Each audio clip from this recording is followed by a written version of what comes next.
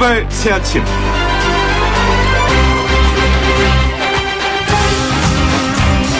(2020년) 경자년 새해가 시작되고 얼마 되지 않았는데 벌써 설 연휴가 다가왔네요.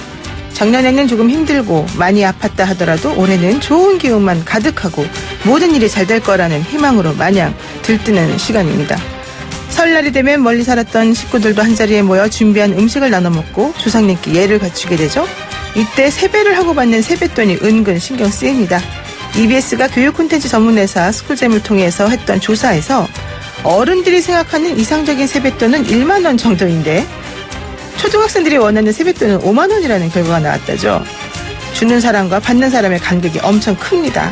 주머니 속의 지폐를 꼬깃꼬깃 만지며 여러 명의 자식과 손자들에게 나눠주려니 10,000원 한 장에도 벌벌 떨게 되는 부모의 심리와 모처럼 당당하게 어른들로부터 불로소득을 얻을 수 있는 기회를 절대 놓칠 수 없는 아이들의 신경전이 재밌습니다.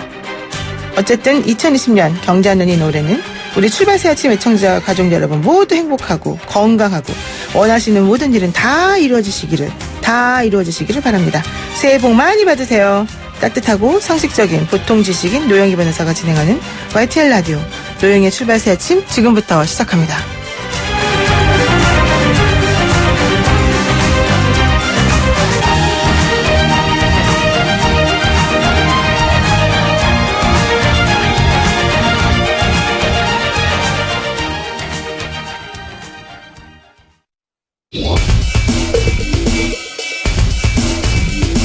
막히는 출근길 뉴스엔 급행 열차를 타라.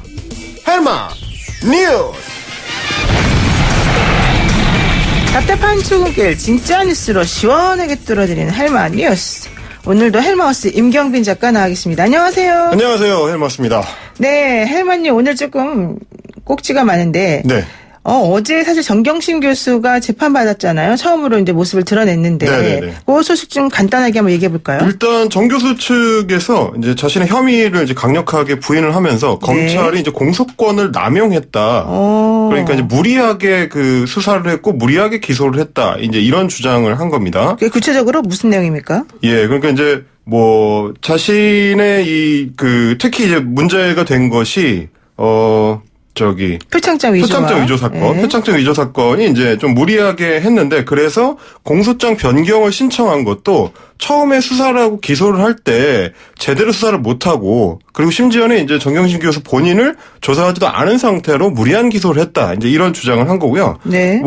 당연히 검찰 측에서는 우리는 할 수 있을 만큼 해가지고 충분히 증거 조사를 한 뒤에 판단한 거다. 이런 주장을 또 했습니다. 네, 그러니까 지난해 10월에 영장 실질 심사를 받을 때 저희가 한번 화면으로 네. TV를 이분의 얼굴을 봤는데, 네. 그리고 난 다음에 3개월 만에 처음 나타난 거예요. 네네. 네 번의 공판 준비 기일에는 원래 피고인이 안 나와도 되니까. 네. 그런데 이제 가장 핵심은 검찰이 하나의 사안에 대해서 2개의 공소장을 냈다는 거 아니겠습니까? 그렇습니다. 당시 이제 재판부의 검찰은 그 공소장 변경을 신청을 했었는데 재판부는 이게 상당히 중요한 요소들이 너무 많이 바뀌었기 때문에 같은 사건으로 사실상 볼 수가 없다. 그러면서 이제 공소장 변경을 안 받아줬고요. 네. 그러니까 검찰은 결국 2개의 기소장을 그대로 유지를 하고 재판을 하고 있는 셈이 됐습니다. 그렇죠. 동양대 표창장 위조와 관련해서 처음에 그 남편인 조국 전 장관이 청문회 할 때 갑작스럽게 밤에 예. 제출했던 공소장의 내용과 네. 그 이후에 수사를 통해서 얻어낸 자료를 가지고 또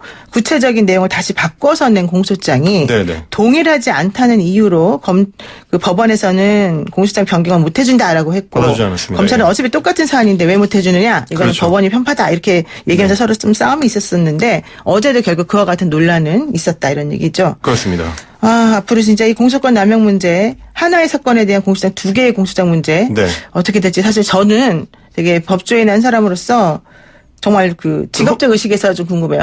흥미로우신 거죠, 사실. 네, 사실은 직업적인 측면에서 매우 궁금해요. 그 이제 그 사안과 관련해서 이제 처음에 그 법원에서 얘기하기로는 범행 장소나 혹은 이 어떤 범행 정도나 내지는 수단이나 이런 것들이 굉장히 중대하게 변경이 돼서 안 받아준 건데 검찰 입장에서는 아니 이런 거는 원래 통상적으로 좀 많이 받아준다. 근데 지금 법원에 좀 무리하게 얘기를 하는 거다라는 주장이 충돌을 했었는데 이번에도 계속해서 이 사안이 굉장히 중요한 이슈가 될 것 같습니다. 네, 그러다 보니까 이제 검찰 얘기를 또 안 할 수가 없는데 네. 오늘 또 중요한 게 검찰 중간 간부 인사 발표 날이죠? 맞습니다. 오늘 이제 검찰의 중간 간부 인사가 발표될 예정인데요. 그동안의 전망은 대대적인 물갈이 네. 이쪽에 이제 초점이 맞춰져 있었는데 지금 JTBC 보도에 따르면 대검의 중간 간부 상당수가 잔류하게 될 걸로 보인다. 이런 보도가 나왔습니다. 이렇게 되면 윤석열 총장이 얼마 전에 요청했던 유임 혹은 잔류 요청들 이게 이제 상당 부분 받아들여질 거라는 쪽으로 정리가 되고 있는 거고요.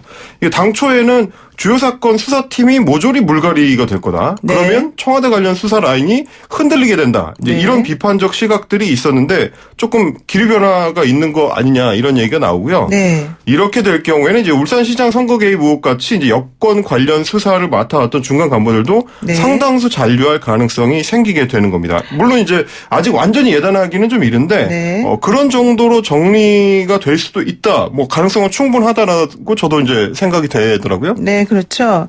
그런데 사실 저도 얼마 전에 이제 이 하기 전에 예. 제가 이제 개인적으로 어디다 글을 쓰면서 네.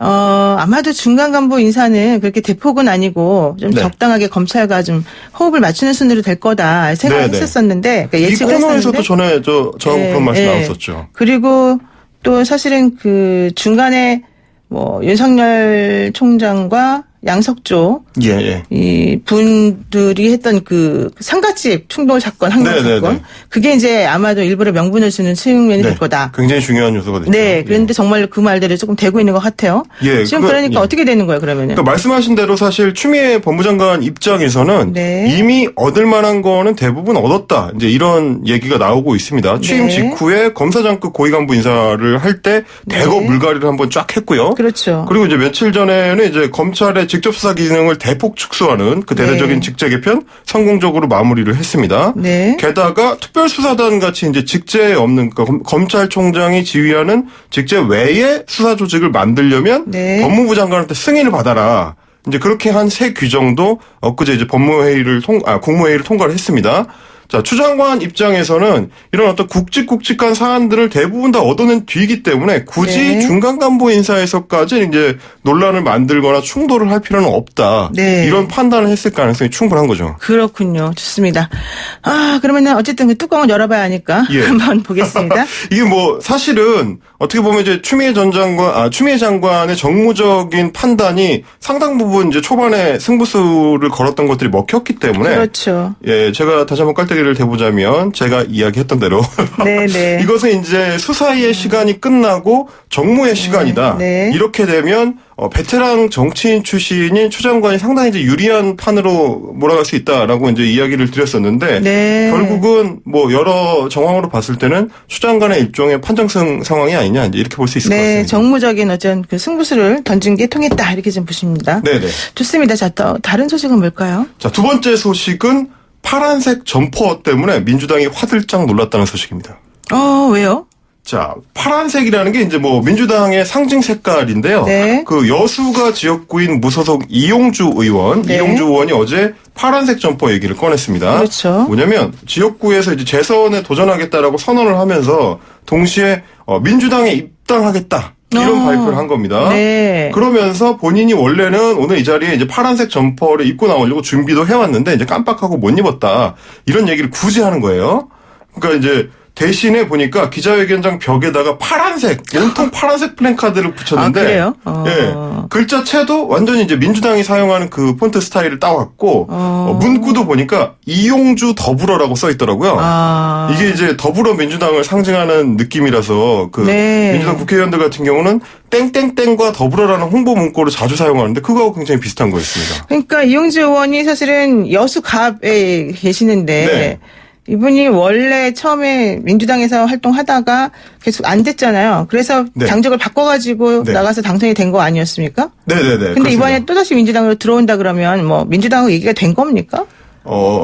얘기는 안 됐습니다. 지금 그래요? 이제 반응이 나오는 걸 보니까 당장 이제 민주당 주요 당직자들은 강하게 이제 부인을 하고 나섰는데 윤호중 사무총장, 홍익표 수석대변인 이 두 사람 모두 이 의원의 음주운전 전력을 일단 문제를 삼았습니다. 네. 이게 민주당의 검증 기준에 따르면 음주운전 자체만으로도 부적격 대상이기 때문에 입당이 안 될 수도 있고 또 입당을 한다 하더라도 공천을 받아가 출마하는 게 거의 불가능하다.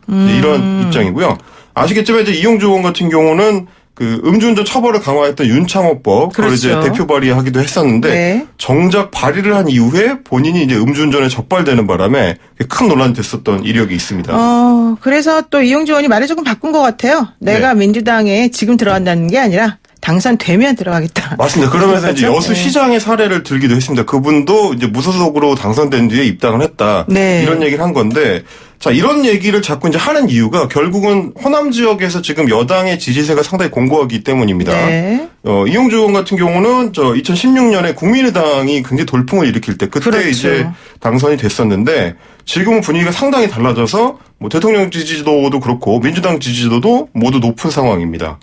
그래서 일단 무소속 당선 후에 복당 가능성이라는 거를 깔아놔야 네. 지역구에서 약간 말이 먹힌다. 이제 이런 판단하는 것 같아요. 아까 받아주든 안 받아주든 일단은 네. 민주당과 연결이 된다는 식으로 사람들에게 알려야 된다. 그렇죠. 홍보 포인트로는 이제 필요하다라는 것 같고요. 그럴 수 있겠네요. 예, 호남에서는 실제로 그런 분위기 때문에 이제 지난해에 손금주 의원 같은 경우 나주 그렇죠. 화순이 지역구인데 네. 원래 한번 그 복당 신청이 불허가 됐었는데 나중에 받아줬잖아요. 예, 재수까지 해가지고 다시 입당을 할 만큼 그렇게 이제 마음이 좀 급한 상황인 것 같습니다. 그렇군요. 자, 마지막 소식은 뭡니까? 짧게. 예. 야, 세 번째 소식은 이제 목사님이 목사님에게라는 그 제목으로 전달을 드릴 수가 있을 것 같은데요. 네. 어제 황교안 대표가 전직 대표하고 이제 비상대책위원장들 그분들을 이제 모시고 식사를 하는 자리가 있었는데 네. 거기서 임명진 전 비대위원장이 이제 쓴소리를 굉장히 많이 쏟아냈습니다. 근데 좀 주목할 만한 게 전광훈 목사에 대해서 이제 콕 집어서 우려를 표했는데요. 황교안 대표가 다른 어떤 천주교 인사들이나 불교계의 인사들, 지도자들하고는 이제 얼마나 만났는지 모르겠다면서 정광훈 목사랑 너무 가깝게 지내는 거, 그분이 어떤 개신교의 대표로 인식되는 거 조금 우려스럽다. 이런 입장을 전달한 겁니다. 그렇군요. 이게 지금 사실은 임명진 전 위원장이 걱정할 만큼 네. 이제 최근 들어 좀 이슈가 있어요. 종교 이슈가 한국당에. 그렇습니다. 이 임명진 전 위원장 같은 경우도 본인이 목사님이신데 그렇죠. 그런데도 걱정을 할 만큼 최근에 이제 조계종의 그 육포 선물을 잘못 보내가지고 논란이 있었던 것도 있고요. 네. 황교안 대표는 이제 지난해 그 소위 합장 논란이라고 했던. 네, 은혜사 합장 논란. 이런 것 때문에 이제 지속적으로 종교 편향 논란이 있었는데 그 중에서도 특히 이제 구설수가 많았던 정광훈 목사하고 너무 가까운 것 아니냐. 이런 얘기까지 있어서 지난해 같은 경우에는 정광훈 목사가 어떤 자리에서 이제, 이런 얘기를 본인이 들었다는 거를 얘기를 한 게 카메라에 잡혔습니다. 뭐라고 했냐면 네. 황 대표 본인이 대통령이 되면 목사님도 장관 한번 하셔야 되지 않겠냐. 네. 이런 얘기를 했다라고 얘기를 한 게 이제 카메라에 잡혔는데 물론 당시 이제 황 대표하고 전 목사하고 둘 다 해당 발언을 부인하긴 했었습니다. 네. 그만큼 좀 이 부분에 대해서 당 안팎에서 좀 우려가 있는 상황이다. 네, 그렇군요. 예, 이런 얘기입니다. 근데 황교안 대표는 누구의 정광훈 목사하고의 개인적인 친분 이런 걸 얘기한 적은 없죠? 예, 직접적으로 얘기를 한 적은 없는데요. 이제 작년에 그 단식하던 농성 현장에도 정광훈 목사가 자주 찾고 따로 이제 이야기하는 게 많이 이제 관찰이 되면서 그런 우려가 좀 있는 것 같습니다. 그렇군요. 알겠습니다. 오늘 말씀 여기까지 드릴게요. 고맙습니다. 감사합니다. 네, 지금까지 헬마우스 임경빈 작가였습니다. 아침을 시작하는 슬기로운 방법. 오늘 내게 이로운 뉴스. 노영희의 출발 새 아침 슬기로운 인터뷰. 정부가 미국이 주도하는 호르무즈 호위 연합에 참여하는 대신에 청해부대의 작전 지역을 확대하는 형식으로 호르무즈 해협에 우리 군을 독자 파병하겠다라는 결정을 했습니다. 정부는 파병이 아닌 파견임을 강조했는데요. 이에 대해서 미국은 환영을 했고 이라는 우려를 표했습니다. 물론 우려를 아주 심각하게 표했다기보다는 이해는 한다 이런 얘기도 했죠. 국회 국방위원장을 맡고 있는 더불어민주당 안기백 의원 연결해서 한번 이야기 나눠보도록 하겠습니다. 의원님 안녕하세요. 네, 안녕하세요. 안기백입니다. 반갑습니다. 네. 민주당 내에서도 파병 반대 의견이 많았던 걸로 알고 있는데 이번에 전격적으로 이렇게 청해부대 확대 파견을 하기로 된 결정 어떻게 봐야 될까요? 먼저 용어를 정확히 사용해야 될 것으로 보입니다. 네. 이번 정부가 결정한 사항은 청해부대 작전 지역 확대이지 파병이 아닙니다. 우리가 추가로 병력을 파견한 것이 아니라 네. 인근 아덴만 해역에 있는 우리 청해부대를 작전 범위를 확대한 것이죠. 정부는 이런 고심 끝에 내린 결정이라고 보여지고요. 네. 저도 국방위원장으로서 정부의 고심을 이해합니다. 이제 우리에게 이 지역이 매우 중요하거든요. 네. 원유의 그 물동량 약 70~80%가 중동에서 수입오는데 중동산 99%가 아마 이 호르무즈 해협을 통해서 수급되고 있습니다. 네. 더구나 우리 교민도 한 25,000명이 있고요. 이 지역에 호르무즈 해협 이 지역에 우리가 연간에 약 900여 번의 항해를 하고 있기 때문에 사실 미국이 요청이 아니더라도 우리 국민의 안전과 재산을 보기 위해서는 필요한 조치라고 보여집니다. 그러니까 우리 국민의 안전과 재산을 보호하기 위해서 필요한 상황을 한 것이고, 네, 이게 그렇죠. 미국이 말하는 그런 식의 파병은 아니다. 그런 얘기신데. 그렇습니다. 예. 결과적으로 지금 말씀하신 것처럼 기존에 있는 군사들이 활동하는 작전 지역을 확대시킨 거라면 뭐 굳이 국회 동의를 더 받을 필요는 그래서 없는 거다. 이렇게 또 주장하는 거죠. 그렇습니다. 왜냐하면은요, 통상, 추가 병력이나 국회 파병의 인준을 요청하려면은 지금 병력이 320명인데, 320명에서 그 병력이 추가로, 증원이 돼야만이 국회에 동의가 필요한 사항입니다. 네. 그런데 지금 파병이 아니고 파견이고 지역만 확대되는 거니까 이거는 필요 없이 그냥 그렇습니다. 정부가 알아서 독자적으로 결정할 수 있는 거다 이런 얘기신데. 그렇습니다. 근데 하나 예. 죄송한데 파병하고 파견이 정확히 좀 구분을 못 하겠더라고요. 무슨 차이가 있나요? 파병은 네. 국제사회에서 어떤 전쟁이나 분쟁을 이를테면은 지난번에 2004년도에 이라크 전쟁 때 네. 그때는 이제 파병으로 가야 돼요. 그때는 이라크의 내전과 전쟁이 있어서 우리가 국론이 상당히 분열되어 있는데 네. 오늘 같은 이 현재 일어나고 있는 이 아덴만니에서 청해부대는 그런 분쟁 지역이 아니고 우리 자국의 국민 보호와 선박 보호를 호송하기 위한 거기 때문에 저는 파병이 맞습니다. 예, 파병이 맞습니다. 그러니까 파병이라고 하면 이제 군사적인 의미에서 병사를 보낸다는 뜻이 되고 파견이 이제 작전 같은 걸 하기 위해서 우리 사람이 간다는 뜻으로 쓰인다. 그렇습니다. 그런 얘기시죠? 예. 예, 그렇군요. 지금 정부는 어쨌든 중동의 정세가 안정이 될 때까지 이제 한시적으로 이러한 입장을 견지하겠다라는 뜻이고, 그래서 사전에 이란 대사와 이란 상공회의소 의장하고도 통화를 해서 교감을 좀 했다. 이렇게 얘기를 하고 있는데, 그럼에도 불구하고 이란 측에서는 외국 군대가 왜 호르무즈 해협으로 오냐 이러면서 강한 우려를 표명을 했단 말이죠. 이게 혹시 예. 우리는 뭐 이란하고 좀 얘기가 됐다고 하지만 이란은 그렇게 안 생각하고 그래서 또 조금 혹시 이란하고 나중에 문제가 생길 빌미를 주는 거 아니냐 이렇게 걱정하는 분들도 좀 있거든요. 이건 어떻게 보세요? 역사적으로 보면 우리하고 이란하고 약 1500년의 교류를 갖고 있습니다. 1500년이요? 예, 제가 이란에 가보니까 이란 테헤란에 강남로가 있고 네. 아시다시피 우리나라 강남에 테헤란로가 있죠. 예. 오랜 그 친선 관계에 있기 때문에 저는 그런 우려는 부합하지 않다고 생각을 하고 있고요. 사전에 이란 우려를 불식하기 위해서 우리 정부는 이란과 사전에 협의를 거쳤고 또 이란도 어느 정도 좀 이해를 했다. 네. 어디까지 이것은 독자적인 활동이고 미국이 주재한 국제해양안보기구 이른바 IMSC를 참여한 것이 아닌 점을 분명히 주지를 시켰습니다. 그래서 우리는 주권국가의 국제사회 일원으로서 우리 국민의 안전을 위한 행동할 권리와 의무를 저는 졌다고 봅니다. 네. 이제 이란과의 애교라인들을 통해서 충분히 소통을 했고 아마 이런 점도 이란에서 그 단독 우리 활동에 대해서 어느 정도 좀 이해를 했지 않냐. 왜냐하면 우리보다는 IMS 참가국이나 유럽, 호르무즈 해협 작전 등의 직접적인 지금 그 상대방들이 다수 존재하고 있는 만큼 이란과 우리 사이의 갈등은 불필요하게 고조될 수가 없다고 판단합니다. 네. 따라서 이란 경우에는 우리 같은 경우에는 이란과의 이제 학술과 문화, 경제 다른 영역에서 전방위적으로 외교를 추진함으로써 양국 관계에 또 다른 발전의 우호증진을 좀 해 나가야 된다 이렇게 생각합니다. 네, 그러니까 이란하고 우리하고 관계가 사실은 그동안 상당히 오랫동안 지속이 되어 왔고 또 우호적이었었는데 이번 일을 통해서 좀 안 좋게 변하게 되면 안 되기 때문에 미리 다 어느 정도는 양해를 하고 좀 된 우리가 거다. 사실 70년도 중동의 5.18날 최초로 번 데가 바로 그 이란입니다. 그래서 상당히 이란을 가면은 오래된 70대 중반 이상 된 우리 교민들도 많이 계신 걸 제가 지금 확인을 했었습니다. 네. 이런 양국 간의 그런 두터운 오래된 친선 우호 관계가 있기 때문에 다른 방면으로 이제 더 우리가 전방위적 예교를 해야 된다 이렇게 생각합니다. 그런데 지금 예를 들면은 그동안에 계속해서 우리 민주당하고 같은 입장을 많이 서서 주장해 왔던 정의당이 이러한 이 호르무즈 해협 파병을 상당히 강력하게 반대를 하고 있고요.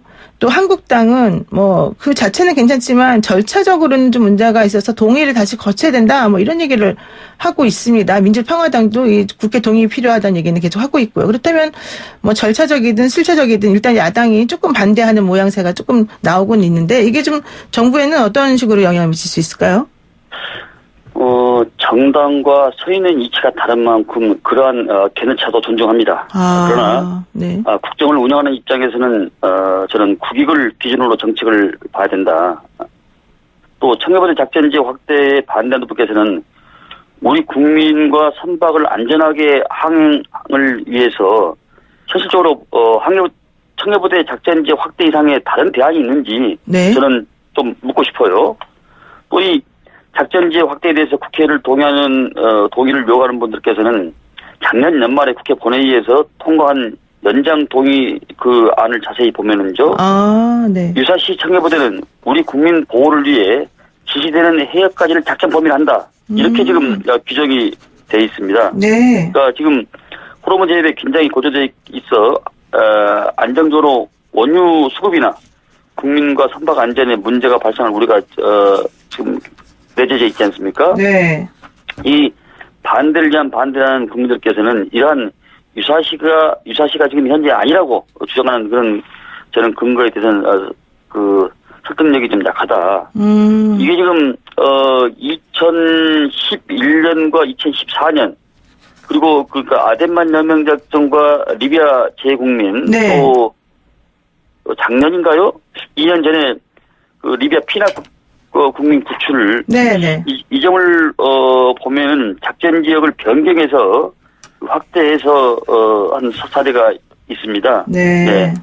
그러니까 기존의 사례도 있고 또 하나는 국회에서 이미 통과된 안에 유사시에는 우리 군의 작전 범위를 넓힐 수 있다는 안도 들어있기 때문에 그리고 이제 조금 전에 우리 의원님께서 말씀하신 이거는 뭐 새롭게 파병하는 게 아니라 그냥 작전 범위만 좀 넓혀서 좀 더 많이 넓게 보내는 거니까. 언론을 보면은 자꾸 파병 그러는데 네. 이건 파병이 아니거든요. 파견으로 봐야 되고. 예. 그렇기 때문에 필요하다. 예. 국회 동의라는 것은 현재 우리가 나가 있는 구축함과 여러 가지 무장 체계, 무기 체계, 그다음에 병력 320명 이게 병력 320명이 플러스 알파가 되면은 반드시 국회 동의를 받아야 할 사항인데 네. 현재는 지금 더 이상 추가할 병력이 없습니다. 그리고 하지도 않습니다. 네. 따라서 이 파병이라는 것은 저 표현은 옳지가 않. 국회 동의라는 것은 표현이 옳지가 않지요. 그렇군요. 예. 저는 조심스럽게 써야 되겠네요. 예. 예. 어쨌든 그래서 지금 이제 말씀하시는 거는 이미 절차적으로도 정리가 다 된 건데 반대를 위한 반대를 하는 것은 옳지 않다. 이런 입장이신 그렇습니다. 것 같아요. 예. 네. 그런데 사실 그 참여정부 시대였습니다. 노무현 대통령이 참 지지율이 높았는데 이라크 그때는 파병이 맞습니다. 그때 이라크 파병을 결정함으로써 지지율이 상당히 떨어지는 일이 벌어졌었고요. 여기에 대해서 또 문재인 대통령도 참 가슴 아픈 결정이었다 뭐 이런 얘기를 했단 말이죠. 그래서 혹시 이번에 파견 이것 때문에 혹시 어떤 걱정되는 점 이런 건 없을까요? 제가 모두에 말씀드렸지만 이라크 파병과 이번 청해부대 작전지의 확대를 똑같은 등치시키는 것은 저는 무리가 있는 부분이 있어요. 네. 이라크 파병은 당시 내전 그 교전과 전투 지역에서 네. 그 내전이 있어서 상당히 위험한 지역이었죠. 네. 그래서 청해부대 작전지 확대는 우리 국민의 선박의 안전을 위한 독자적인 결단이고요. 이러한 차이를 국민들께서 명확히 저는 주지해야 할 거로 저는 생각을 하고 있습니다.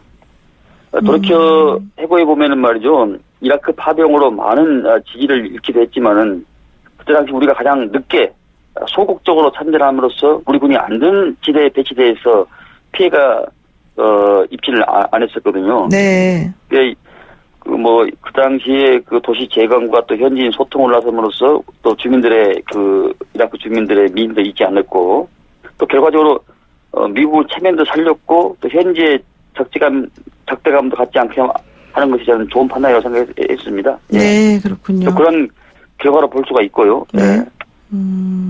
좋습니다. 이제 결정에 대해서 앞으로 향후 어떻게 절차가 진행되는지도 나중에 더 깊은 얘기 한번 나눠보도록 하고요.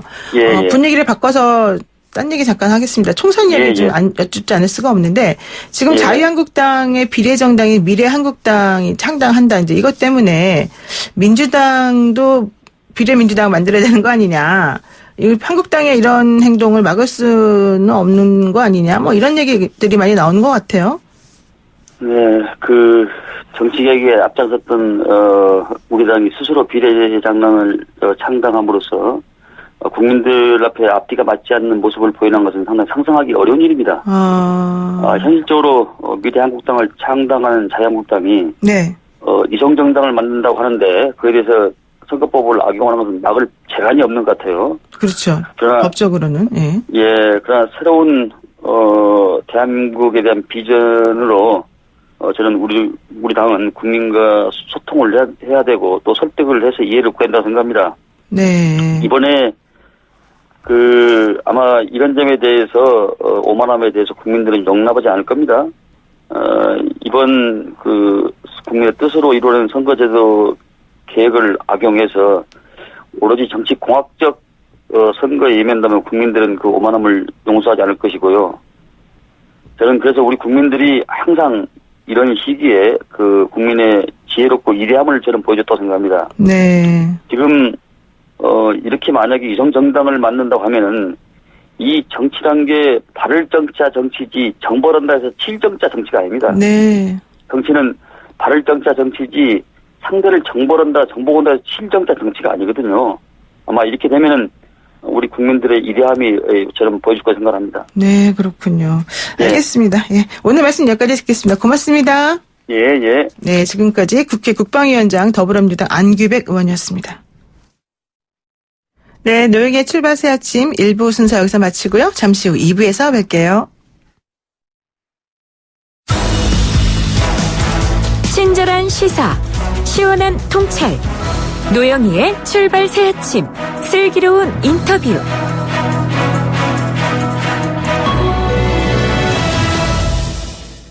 설 연휴가 내일부터 나흘간 이어집니다. 정말 짧다면 짧고 길다면 길다 이렇게 볼 수 있는데요. 저는 개인적으로 짧다고 생각합니다만 고향으로 갈 준비하시는 분들 그리고 이미 고향길에 오르려고 준비하시는 그런 여러 가지 오르신 분들도 계실 테고요. 설 연휴를 하루 앞두고 신명나고 활기찬 기운을 얻기 위해서 우리 출발 새 아침에 정말 모시기 어려운 에너자이저를 제가 모셨습니다. MC, 리포터 그리고 가수에 이르기까지 정말 팔색조의 매력을 가지신 바로 그분 방송인 조용구 씨와 함께하겠습니다. 네. 안녕하세요. 야, 이 사람아 좋은 세상같이 살자. 요즘 야, 이 사람아로 가수로도 맹활약하고 있는 저는 조용구입니다. 안녕하세요. 안녕하세요. 노영희 선생님 정말 목소리만 듣다 이렇게 얼굴 보니까 정말 기분 좋은 아침을 열어줄 수 있는 저도 그런, 이렇게 유명한 연예인분을 여기서 만나 뵐 줄은. 감사합니다. 네. 근데 이번에 미는 야, 노래가 야, 이 사람아. 이 노래가 지금 아주 뜨거운 반응을 불러일으키고 있는데 유산슬 유재석이가 합정역 5번 출구 갖고 나오는 바람에 제 노래가 조금 밀리고 있는데 다시 올라가고 있습니다. 이번에 그래서 설날 제 노래를 아주 많이 홍보해서 다시 역전시키겠습니다. 네, 우리도 YTN 방송국이 있는 디지털 미디어역인가 5번으로 하죠 야, 이 사람아 하나 둘 셋 넷 야. 이 사람아. 네, 됐습니다. 그거 말씀이 됩니다. 아이고, 제가 참 노래를 못 불러서 죄송합니다. 자, 그런데요. 이제 이거는 약간 여담이긴 한데 제가 이 방송을 하려고 기다리고 있는데 아주 귀에 쏙 들어오는 그런 광고 하나가 있어요. 그렇죠, 네. 여러분, 제가 빚이 엄청 많았던 거 잘 아시죠? 이러면서 시작하더라고요. 이게 무슨 얘기입니까? 그러니까 이제 시골에서 올라와서 너무나 돈이 없었기 때문에 돈을 많이 벌고 싶다는 생각에 주식 시장에 뛰어들었습니다. 그런데 주식으로 처음에 조금 재미를 보니까 더 큰 돈을 벌겠다고. 그렇죠. 제가 무리하게 큰 돈을 자꾸 이렇게 대출을 받고 빌리고 뭐 담보로 이렇게 또 막 돈을 해가지고 너무나 큰 빚을 지면서 주식을 하다가 네. 아주 힘든 시간을 많이 보냈어요. 그런데 그것을 정말 다시 또 주식을 찾으려고 했던 게 아니라 열심히 일을 하면서 중요한 건 뭐냐면 저축이다. 그리고 아끼자. 그리고 정말 많이 모으자라는 생각으로 열심히 하다 보니까 그 빚도 없어지고 지금은 아주 많은 또 돈을 벌게 되더라고요. 그러니까 그렇군요. 일확천금이라는 건 돈이라는 건 쉽게 벌 수가 없다는 거. 나한테 찾아오는 정보라는 것은 그만큼 여러분들이 한번 의심해 볼 필요가 있고 더 신중하게 접근하라는 이야기를 해주고 싶습니다. 그래서 아끼고 절약하는 게 저는 가장 좋은 재테크다. 그리고 내 돈을 가지고 있는 거 지키는 것도 재테크다. 네, 그렇죠. 그 얘기를 드리고 싶습니다. 그러니까 이제 새해 첫날이니까 이런 얘기가 꼭 필요해요. 네네. 그러니까는 빚을 주식을 많이 하면서 좀 많이 빚이 생겼는데 결과적으로는 몸으로 열심히 일하니까 네. 또 빚도 갚게 되고 생활이 그렇죠. 또 좋아졌다 이런 주변에서 얘기죠. 또 많이 도와주고 또 인정해주고. 좋습니다. 네. 어쨌든 이렇게 이제 요즘 아주 바쁘게 잘 지내신다는 걸 저희가 이제 알았는데 보니까는 어제 포항 내려가셨다가 네.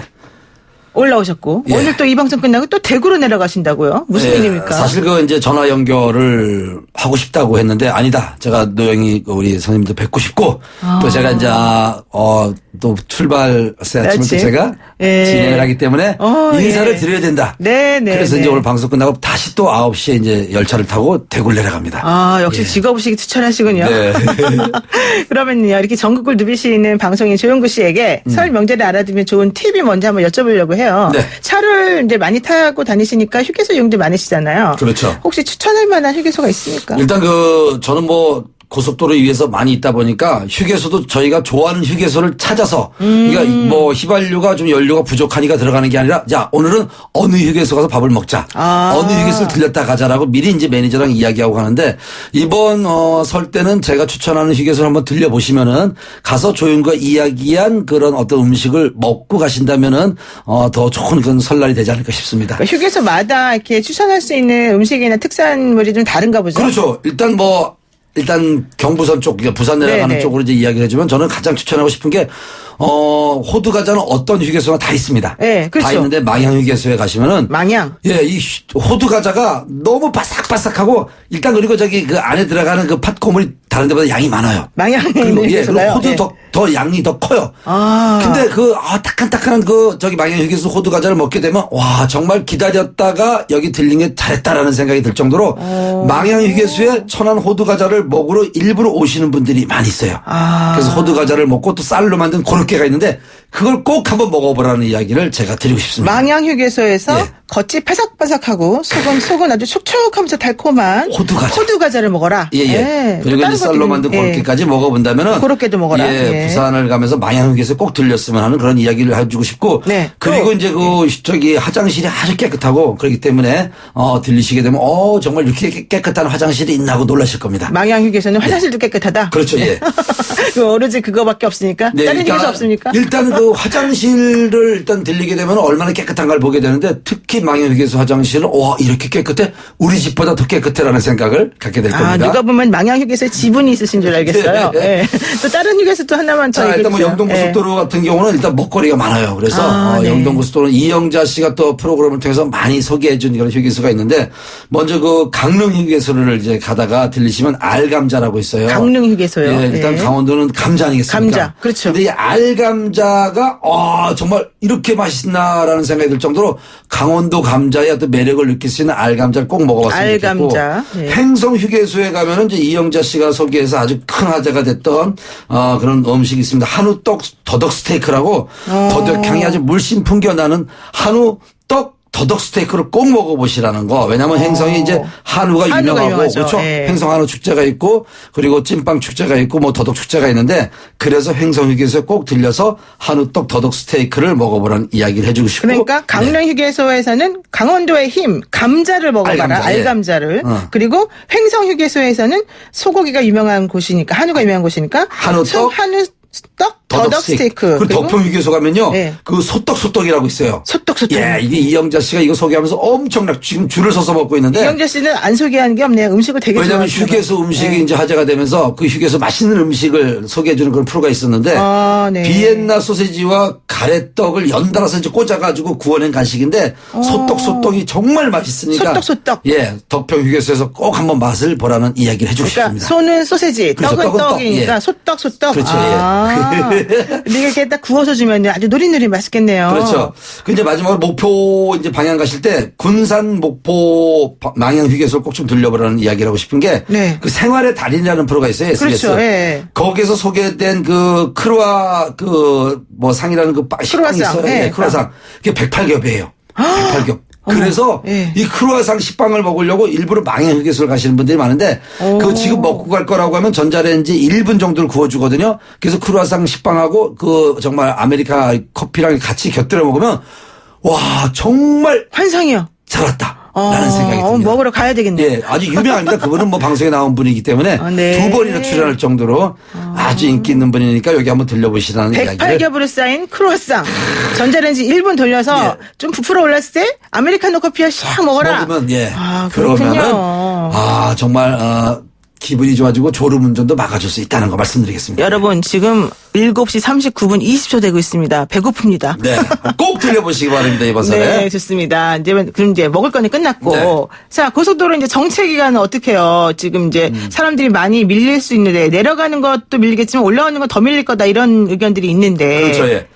일단 가장 제가 이제 운전하고 내려가면서 게 제 아내도 잠을 자고 우리 아들도 잠을 자고 혼자 운전을 하게 되거든요. 네. 그럼 제가 좀 얘기 좀 하자라고 해도 피곤하니까 가서 음식해야 되니까 쉰다고 이렇게 이야기를 하는데 운전하면서 이제 혼자 이렇게 가다 보면 졸리기 때문에 그렇죠. 가장 좋은 방법은 뭐냐면은 스트레칭을 가다 차를 세워놓고 하기보다는 가시면서 계속 하는 게 제일 중요해요. 그러니까 목을 계속 이겨준다거나. 운전하면서요? 예. 그리고 뭐 손도 이렇게 주먹을 쥐었다 폈다 해준다든지 네. 팔을 이렇게 쭉 뻗어서 스트레칭을 해준다든지 몸이 피곤하면 그때 스트레칭을 하는 게 아니라 계속 운전을 하고 가면서 틈틈이 몸을 좀 이렇게 유연하게 스트레칭을 많이 해주는 게 중요하다는 거. 저 같은 경우 이렇게 또 집에 이렇게 서저는 목침 있죠. 네. 그걸 등에 이렇게 대고 네. 운전 등 뒤에 대고 이렇게 쭉 펴면서 이렇게 또 계속 등을 이렇게 비벼주기도 하면서 마사지도 많이 해주거든요. 네. 그래서 어떤 운전하시면서 졸음이 온다거나 힘들 때 내려서 스트레칭하는 게 아니라 내려가면서 틈틈이 스트레칭을 해줘라. 그렇게 되면 안전운전하는데 큰 도움이 될 겁니다. 사실 막힌다고 해서 또 차를 세워놓고 스트레칭하고 들어가려면 들어갈 때 힘들어요. 그렇죠, 예. 예, 그러니까 아예 그냥 차를 운전해서 가는 동안에 차 안에서 해라. 네. 근데 좀 위험하지 않습니까? 그게 크게 움직이는 게 아닙니다. 이게 운전대 잡으면서 우리 차가 이렇게 막힐 때죠. 그러니까 차가 잘 뚫릴 때는 스트레칭 세게 달리면 안 되고. 차가 이렇게 막혀서 10km 이렇게 할 때 네. 그때 계속 허리를 쭉 펴준다든지 목을 살짝 옆으로 움직여준다든지 그럴 때 이제 스트레칭을 하는 거지. 차가 잘 뚫릴 때는 굳이 스트레칭 할 필요 없죠. 그렇군요. 저는 근데 스트레칭은 사실 제가 좀 몸이 둔해서 잘 안 하는데 제가 하는 방법 하나 있어요. 어떤 방법입니까? 일단 음악 소리를 크게 트는 거예요. 그래서 막 따라 부르는 거예요. 막 예. 미친 사람처럼. 깨깨깨깨 이렇게. 아내가 또 잠자는 거 깨웠다고 또 뭐라 그러기 네, 때문에. 좀 혼나겠죠, 좀. 저는 이제 그래서 가장 좋은 방법이 여러분 이번에 설 때 기성하고 기경할 때 라디오가 다 생방으로 하기 때문에 네. 우리 아들이 제 노래를 신청하겠다고 사연을 보냅니다. 사연을 보냈는데 내 사연이 채택이 돼서 읽어줬을 때 너무 행복하거든요. 너무 기쁘시겠다. 예, 그래서 이제 아들과 함께 가면서 우리 아빠 노래를 사연을 이렇게 만들어가지고 신청을 해가지고 그 노래가 이렇게 채택됐을 때 또 사연이 채택됐을 때 아주 가족들이 기분이 좋으니까 그런 것도 한번 좀 해보라는 말씀을 드리고 싶습니다. 조영구 씨는 그냥 본인이 아들 이름으로 보내는 거 아니에요? 예, 제가 아들한테 시킵니다. 정우야, 웬만하면 아빠 노래 좀 시켜달라고 제가 네. 부탁을 좀 많이 하는 편입니다. 정말 화목한 가정입니다. 아주 듣기도 좋은데요. 막히는 출근길이나 귀성길에 청취자분들을 위해서 서비스 한 소절 하나 불러주시죠. 일단 네. 요즘 가장 핫한 노래 야이 사람아. 조용구의 야이 사람아. 하나 둘 셋 넷 하면 야! 그러니까 남편이 술을 먹고 늦게 들어오거나 그리고 이제 운전을 하다 보면 이제 좀 짜증나고 그럴 때 있을 때 잔소리하거나 화낼 필요 없어요. 그러니까 야! 그러면 깜짝 놀라가지고 왜? 그러면 이 사람아 좋은 세상 같이 살자. 여보 좀 주물러줘. 이런 식으로 하면서 네. 좀 뭐라고 할까 짜증내기보다는 야! 하면 일단은 상대방이 놀라니까 그때 이 남편아 이 아들아 이렇게 하면서 재미있게 노래하면서 내려가시면 좋을 것 좋네요. 같습니다. 제가 한번 해볼게요. 제가 네. 야 한번 해볼게요. 네. 좀 받아주세요. 예. 야! 왜?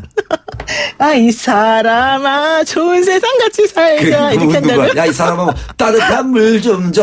야, 이 사람아, 저기 떡, 간식 좀 줘. 이렇게 하면서. 쏙떡쏙떡 같이 먹어. 이렇게. 그렇게 하면은 네. 웃어요, 또 상대방이. 그렇겠네요. 그러니까 노래도 이렇게, 정말 화기애애할 수 있는 조용구의 야, 이 사람아를 신청합니다. 소떡 얘기했더니 진짜 갑자기 또 먹고 싶은데 이거 어떻게 다이어트 해야 되잖아요. 어떡해요. 제가 다이어트를 통해서 제 아내가 제2의 전성기가 온다 해서 살을 많이 뺐습니다. 74kg에서 2달 만에 15kg를 감량했어요. 그래서 59kg를 만들면서 제가 아주 배에 식스팩을 만들었거든요. 그래요? 식스팩을 만들었는데 가장 여기서 문제되는 게 뭐냐면 대한민국 주부들이나 많은 분들이 다이어트를 하면 살을 빼는 거, 내 몸무게가 몇 킬로그램이 되느냐가 중요해서 많은 분들이 운동을 또 50kg도 하면서 막 운동을 열심히 하고 나서 막 정말 딱 쟀는데 49kg만 나오면 좋아가지고 환호성을 불러일으키는데 바로 운동하고 저 물을 먹는다거나 음식을 먹으면 바로 또 다시 원상태로 가거든요. 네네. 그러니까 살을 빼는 게 몸무게를 줄이려고 하지 말고 바로 체지방을 줄일 수 있는 그런 운동. 그러니까 먹는 거를 절대 끼니를 걸으면 안 됩니다. 세 끼를 꼭 챙겨 먹는데 네. 저 같은 경우는 다이어트를 일부러 하지 말고 끼니를 먹되 소식을 조금씩 먹으면서 한 세 끼가 한 5끼, 6끼를 먹어라. 나눠 먹어라. 예, 나눠서 많이 먹어라. 근데 절대 끼니를 걸어서 그 몸무게를 킬로그램을 줄인다거나 다이어트 하는 것은 정말 잘못된 겁니다. 그래서 제가 살을 잘못 빼가지고 15kg를 빼서 식스팩을 만들었는데 네. 얼굴은 거의 입간되기 전에 얼굴. 아니에요. 이거 되게 괜찮아요. 지금은 괜찮죠. 지금 다시 제가 7kg까지 올라왔는데 제가 77kg인데 살쪘다는 얘기를 안 하는 게 그렇게 안 저는 보이는데. 몸무게 킬로그램을 따지는 게 아니라 체지방을 줄이기 위해서 계속 근육 운동을 많이 하고 있습니다. 그렇기 때문에 살이 쪄도 몸무게가 정말 늘었어도 체형은 예쁘게 보인다는 거. 네. 그래서 몸무게 킬로그램을 자꾸 빼려고 의존하지 말고 체지방을 줄이고 근육량을 키우는 운동을 해라. 그러니까 다이어트를 하려고 이번 설 때 먹지 말아야지. 안 먹어야지가 아니라 먹되 많이 폭식하지 말고 여러 끼니를 좀 골고루 나눠서 먹어라. 이 말씀 해주고 그러니까 싶습니다. 몸무게를 줄이는 게 중요한 게 아니라 건강한 게 중요하니까 네. 체지방을 조금 줄이고 근육량을 키우는 방향으로 해라. 그렇죠. 설날 이제 네. 음식 드시고 집에 또 이렇게 누워있지 말고 손잡고 우리 가족들이랑 나가서 산책도 하고. 형제들이랑 나가서 네. 걸어서 커피 한 잔 먹고 이렇게 하신다면은 그게 가장 좋은 운동입니다. 정해놓고 운동하는 게 아니라 나는 대로 틈틈이 운동하는 게 가장 좋은 방법입니다. 네. 정말 우리가 웃고 떠들면서 얘기하다 보니까 시간이 다 됐는데 이거 네. 하나만 여쭤보고 제가 보내드리겠습니다. 설 연휴 마지막 날인 1월 27일 월요일 아침에. 네네. 우리 조영구 선생님이 노영의 출발새 아침에서 설 특집으로 하루 스페셜 앵커를 진행하신다고요? 네. 어떻게 되신 겁니까? 사실 시사 프로그램인지 모르고 그냥 섭외가 왔길래 모르고. 정말 몰랐습니다. 네. 그래서 방송을 듣고 큰일 났다. 이걸 내가 왜 한다 그랬을까? 엄청나게 많은 고민했고 또 방송을 노영희 선생님 방송 들으면서 야 쉬운 방송이 아닌데라는 생각을 했는데 이번 노영희 출발새 아침을 통해서 저는 김구라가 그 썰전 진행하는 거 보면서 네네네. 그래 이렇게 정치 프로그램도 이렇게 많은 분들이 쉽게 함께 할 수 있는 프로그램이구나라는 걸 배웠는데 월요일 날 1월 27일 날 제가 좀 뭐라고 할까 많은 분들이 쉽게 편안하게 들을 수 있는 그런 시사 프로그램을 한번 제가 진행해 보도록 노력하겠습니다. 와, 박수를 안 칠 수가 없습니다, 제가. 제 방송 꼭 들으셔야 돼요. 아니, 당연하죠. 문자 보내셔야 됩니다. 문자 보내겠습니다. 제가 소개해 드릴 겁니다. 알겠습니다. 자, 여러분. 연휴의 마지막은 조영구 씨의 특집 출발 새 아침. 그리고 연휴 첫날, 내일은 오후 3시 20분 김혜민 PD와 최영진 아나운서의 2시간 설 특집 생방송. 우리 어디까지 갔나? 이거 한번 들어보겠습니다. 네, 여러분, 만약에 제가 1월 27일 날 잘했어요. 그러면 노영희 변호사님께서 만약에 긴장하겠습니다, 저는. 바빠서 네. 어디 가신다면 저한테 연락하시면 제가 대타해 드리겠습니다. 알겠습니다. 고맙습니다. 오늘 말씀 여기까지 듣게요. 고맙습니다. 네, 지금 조영구였습니다. 네, 지금까지 방송인이자 설 특집 노영의 출발새 아침 스페셜 앵커 조영구 씨와 함께했습니다. FM 94.5MHz YTN 라디오 노영의 출발새 아침 8시 정각에 돌아오겠습니다.